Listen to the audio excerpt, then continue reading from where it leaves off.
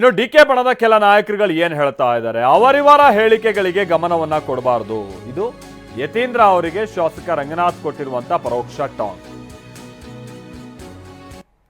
ಇವ್ರ ಹೇಳಿಕೆಗಳಿಗೆಲ್ಲ ನೀವು ಗಮನ ಹರಿಸೋದಕ್ಕಿಂತ ಮಾನ್ಯ ಮುಖ್ಯಮಂತ್ರಿಗಳಿದ್ದಾರೆ, ಮಾನ್ಯ ಉಪಮುಖ್ಯಮಂತ್ರಿಗಳಿದ್ದಾರೆ, ವರಿಷ್ಠರಿದ್ದಾರೆ, ಅವ್ರೇನು ನಿರ್ಧಾರ ತೆಗೆದುಕೊತಾರೆ ಅದರಂತೆ ನಾವು ನಡೆಯುವಂಥ ಒಂದು ಪದ್ಧತಿ ಇರೋಂಥದ್ದು. ಸೊ ಅಷ್ಟಕ್ಕೆ ಬದ್ಧತೆ ನಮ್ಮದು ಅಂತ ಹೇಳಬಲ್ಲೆ ನಾನು. ನೀವು ಅವ್ರನ್ನೇ ಕೇಳಬೇಕು, ಅದು ಅವ್ರ ವೈಯಕ್ತಿಕ ಅಭಿಪ್ರಾಯಗಳನ್ನು ಯಾವ ಕಾರಣಕ್ಕೋಸ್ಕರ ಕೊಟ್ಟಿದ್ದಾರೆ ಅಂತ ನೀವು ಅವ್ರನ್ನೇ ಕೇಳಬೇಕು. ಹೈಕಮಾಂಡರು ಬಲಿಷ್ಠವಾಗಿದ್ದಾರೆ, ಸಮರ್ಥವಾಗಿದ್ದಾರೆ, ನಿಮಗೆ ಅತಿ ಶೀಘ್ರದಲ್ಲೇ ಸೂಕ್ತವಾದಂಥ ನಿರ್ಧಾರವನ್ನು ಕೊಡ್ತಾರೆ. ಅಫ್ಕೋರ್ಸ್ ಎಲ್ಲ ಒಳ್ಳೇದಾಗುತ್ತೆ. ಇದೆಲ್ಲದರ ನಡುವೆ ಸಿದ್ದರಾಮಯ್ಯ ಹಾಗೆ ಯತೀಂದ್ರ ಸಿದ್ದರಾಮಯ್ಯನವರ ನಡುವೆ ಅಂದ್ರೆ ತಂದೆ ಮಗನ ನಡುವೆ ಸುಮಾರು 1 ಗಂಟೆಗಳ ಕಾಲ ಸರ್ಕಿಟ್ ಹೌಸ್ನಲ್ಲಿ ಚರ್ಚೆ ಆಗಿದೆ ಅನ್ನೋದು ತಿಳಿದುಬರ್ತಾ ಇದೆ.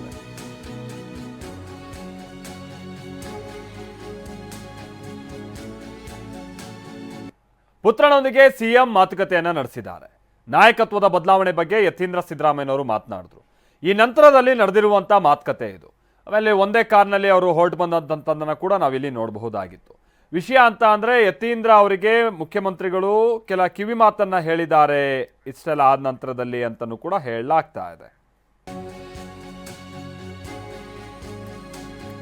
ಹೈಕಮಾಂಡ್ ಏನ್ ಹೇಳುತ್ತೋ ಹಾಗೆ ಕೇಳ್ತೀನಿ, ಹೈಕಮಾಂಡ್ ಹೇಳಿದ್ರೆ ಮಾತ್ರ ಅಂತ ಸಿದ್ದರಾಮಯ್ಯನವರು ಹೇಳ್ತಾರೆ. ಸೊ ಯತೀಂದ್ರ ಜೊತೆ ಚರ್ಚೆ ನಡೆಸಿದಂತ ಬಳಿಕ ಸಿದ್ದರಾಮಯ್ಯನವರು ಕೊಟ್ಟಂತ ಸ್ಟೇಟ್ಮೆಂಟ್ ಇದು.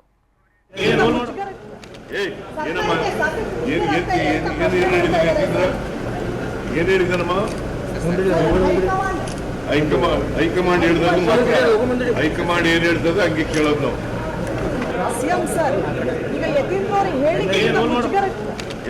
ಏನಮ್ಮ ಏನ್ ಹೇಳಿದನಮ್ಮ? ಹೈಕಮಾಂಡ್ ಹೇಳಿದಾಗ ಮಾತ್ರ, ಹೈಕಮಾಂಡ್ ಏನ್ ಹೇಳ್ತದೆ ಹಂಗೆ ಕೇಳೋದು ನಾವು.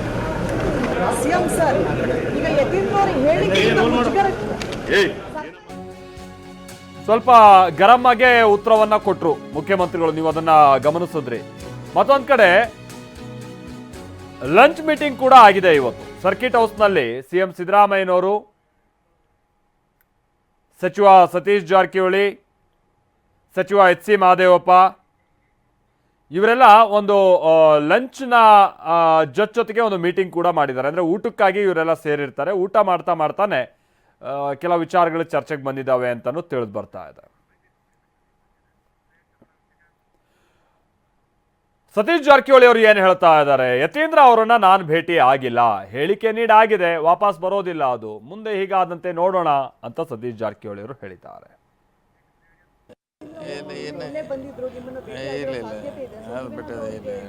ಇಲ್ಲ ಆಮ್ಯಾಗ ಮಾತಾಡೋಣ. ನೀವು ಹೇಳಿದ್ದು ಬೆಳಗ್ಗೆ ಕೂಡ ಗಮನಕ್ಕೆ ತಂದಿದ್ದಾರೆ. ಸೊ ಆಮ್ಯಾಗ ಸಾಯಂಕಾಲದ ನಾಳೆ ಮಾತಾಡ್ತೀವಿ. ಮಾತಾಡೋಣ, ಏನೇನು ಅದ್ರ ಬಗ್ಗೆ ಲಾಭ ನಷ್ಟ ಬಗ್ಗೆ ಚರ್ಚೆ ಮಾಡ್ತಾರೆ. ಹಂಗೆ ಹೇಳೋದ್ರಿಂದ ಏನಾಗುತ್ತೆ ಏನಿಲ್ಲ ಅಂತ ಚರ್ಚೆ ಮಾಡ್ತೀವಿ.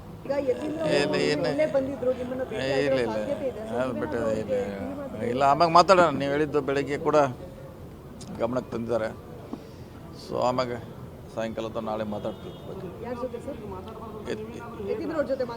ಮಾತಾಡೋಣ, ಏನೇನು ಅದ್ರ ಬಗ್ಗೆ ಲಾಭ ನಷ್ಟ ಬಗ್ಗೆ ಚರ್ಚೆ ಮಾಡ್ತಾರೆ. ಹಂಗೆ ಹೇಳೋದ್ರಿಂದ ಏನಾಗುತ್ತೆ ಏನಿಲ್ಲ ಅಂತ ಚರ್ಚೆ ಮಾಡ್ತೀವಿ. ಇಲ್ಲ ಆದ ಪ್ರಶ್ನೆ ಉದ್ಭವಿಸಲ್ಲ. ಅಲ್ಲಲ್ಲ ಆ ಹೇಳಿಕೆ ಬಣ್ಣಲ್ಲಿ ಸಿದ್ದರಾಮಯ್ಯ ಹೇಳಿದ್ರಂತ ಏನು ಭಾವಿಸಬೇಕಾಗಿ ಅವಶ್ಯಕತೆ ಇರೋಂಗಿಲ್ಲ. ಇದು ಸುಮಾರು 1 ವರ್ಷದಿಂದ ನಡೀತಾನೆ ಇದೆ. ಇದು ಇಳಿದು ಏರೋದು ಏರೋದು ನಡೀತಾನೆ ಇದೆ. ಅಂದ ತಕ್ಷಣ ಸಿದ್ದರಾಮಯ್ಯ ಜಾಗದಾಗ ಬೇರೆಯವ್ರು ಬರಲಿಕ್ಕೆ ಅವಕಾಶ ಇಲ್ಲ. ಸೊ ಅದನ್ನು ಕಾಯಬೇಕು. ಸಂದರ್ಭ ಸನ್ನಿವೇಶ ಕಾಯೋಣ. ಈ ಸದ್ಯ ಅಂತ ಯಾವುದೋ ಸನ್ನಿವೇಶ ನಮ್ಮ ಪಕ್ಷದ ಮುಂದಾಗಲಿ ನಮ್ಮ ಮುಂದೆ ಇಲ್ಲ. ನೋಡೋಣ, ಈಗ ಮಾಡಿದ್ದೆ ಅವ್ರಿಗೆ ಹಾಗೆ ತಿಳಿದ್ರಿ. ಮತ್ತೆ ಯಾರು ಹೇಳಿಲ್ಲ ನಮ್ಗೆ, ಅರ್ಧ ಅಂತ ಯಾರು ಹೇಳಿಲ್ಲ, ಅರ್ಧನೂ ಹೇಳಿಲ್ಲ, ಪೂರ್ತಿನೂ ಹೇಳಿಲ್ಲ. ಸೊ ಈಗಿದ್ದಾರೆ, ಅಲ್ಲಿ ಮಟ್ಟ ಹೋಗ್ತಾರಂತ ನಮ್ಮ ಭಾವನೆ. ಸೊ ಏನಾದರೂ ಅಂತಿಮವಾಗಿ ಹೈಕಮಾಂಡ್ ಅಂತ ನಾವು ಹೇಳಿದ್ವಿ ಪದೇ. ಈಗೂ ಕೂಡ ಹೈಕಮಾಂಡ್ ಅಂತಿಮ ನಿರ್ಧಾರ ಅಷ್ಟೇ.